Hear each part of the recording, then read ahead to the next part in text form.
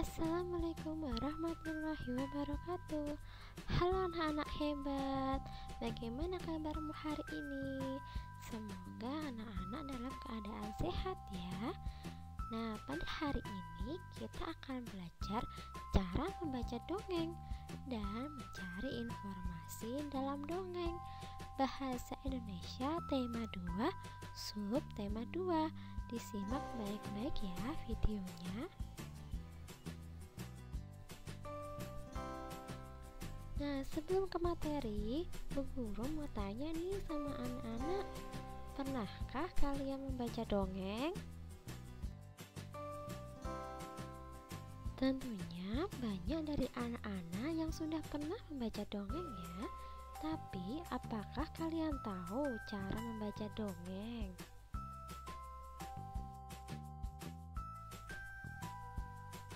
Ternyata membaca dongeng itu ada hal-hal yang perlu kalian perhatikan. Nah, apa saja ya yang perlu kalian perhatikan dalam membaca dongeng? Yang pertama, kita harus memperhatikan lafal. Kedua, kita harus memperhatikan intonasi suara. Ketiga, ekspresi. Keempat, tanda baca. Dan yang kelima, suara. Kita bahas satu persatu ya. Lafal. Lafal itu adalah pengucapan kata dengan tepat, menggunakan frasa yang tepat, bukan kata demi kata. Jadi anak-anak membacanya dengan tepat, tidak boleh salah-salah, dan bukan kata demi kata. Jadi harus lancar membacanya.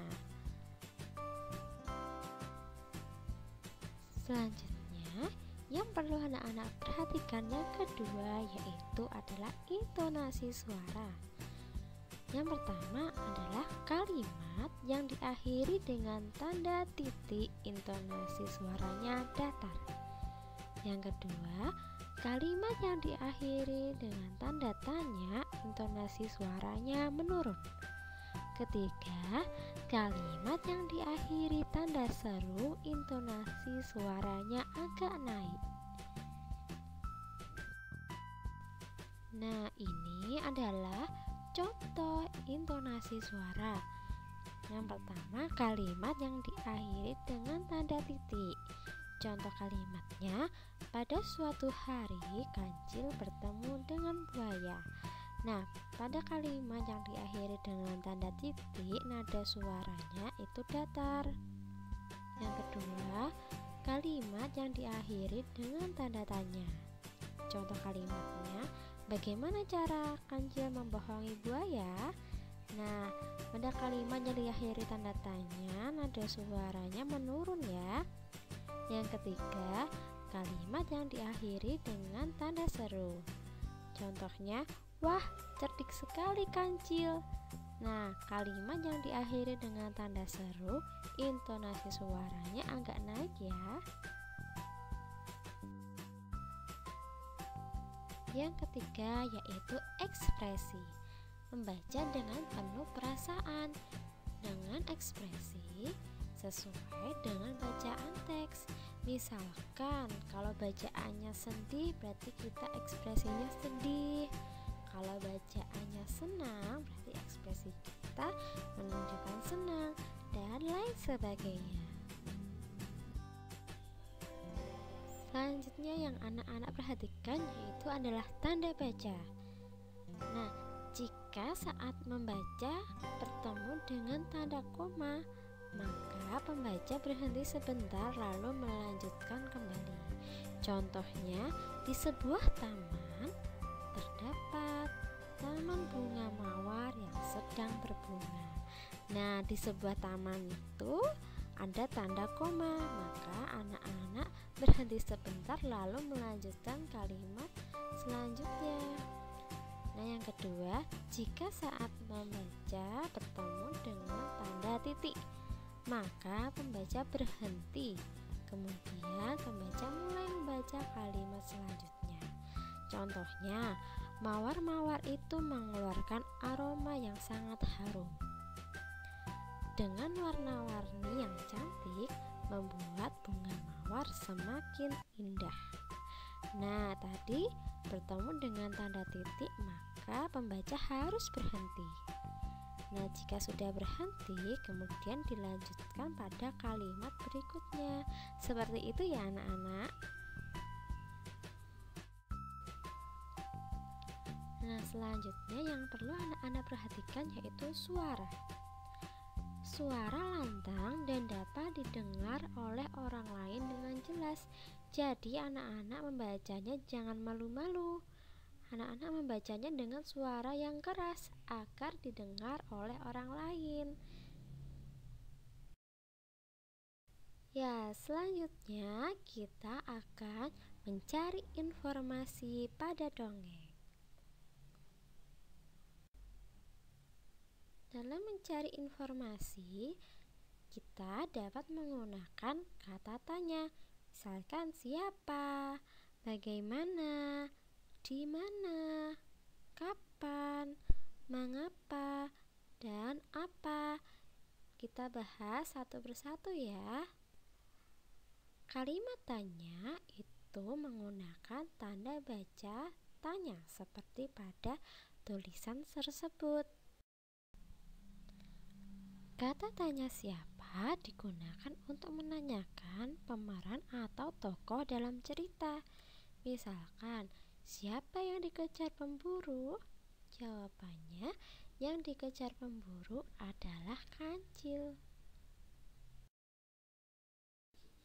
Kata tanya bagaimana digunakan untuk keadaan atau cara melakukan sesuatu. Contohnya, bagaimana kancil menyelamatkan diri? Jawabannya, kancil menyelamatkan diri dengan cara bersembunyi.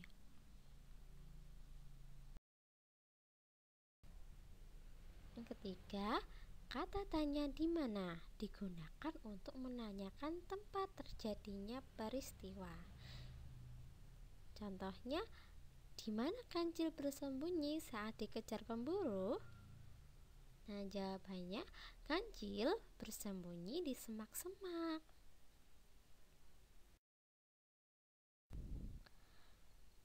Kata tanya kapan digunakan untuk waktu terjadinya peristiwa.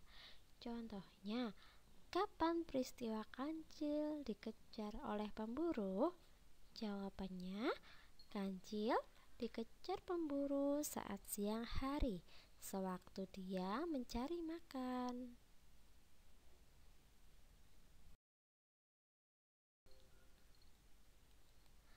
Kata tanya mengapa digunakan untuk alasan atau penyebab peristiwa terjadi. Contohnya, mengapa pemburu itu mengejar kancil? Nah, jawabannya, pemburu mengejar kancil karena akan menjadikan kancil santapan makan malamnya. Kata tanya apa digunakan untuk menanyakan peristiwa yang terjadi. Contohnya, apa yang dilakukan pemburu saat tidak menemukan kancil? Jawabannya, yang dilakukan pemburu saat tidak menemukan kancil, ia pergi dan mencari buruan lainnya.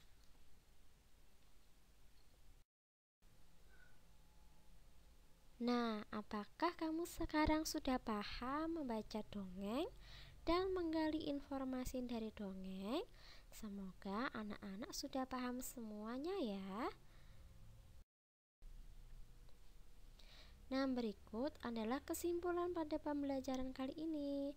Kita dapat membaca dongeng dengan lafal, intonasi suara, ekspresi, tanda baca, dan suara yang tepat.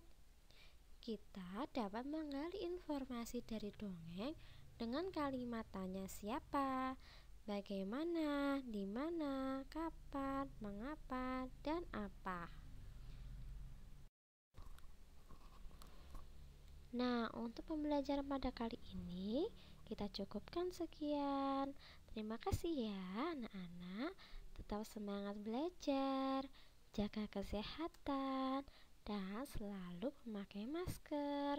Wassalamualaikum warahmatullahi wabarakatuh.